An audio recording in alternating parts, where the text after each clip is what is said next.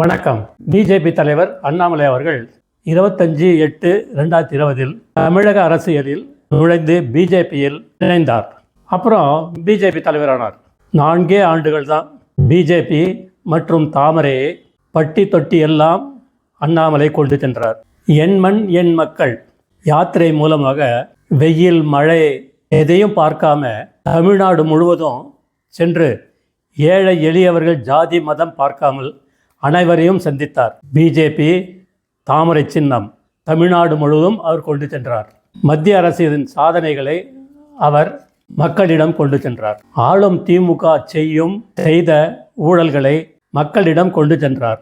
அண்ணாமலையால் தான் திமுகவின் ஊழல்கள் மக்களுக்கு தெரிந்தது. 2026 தேர்தலை அண்ணாமலையில் தலைமையில்தான் பிஜேபி சந்திக்க வேண்டும். இது மக்களின் விருப்பம். ஜெய்ஹிந்த்.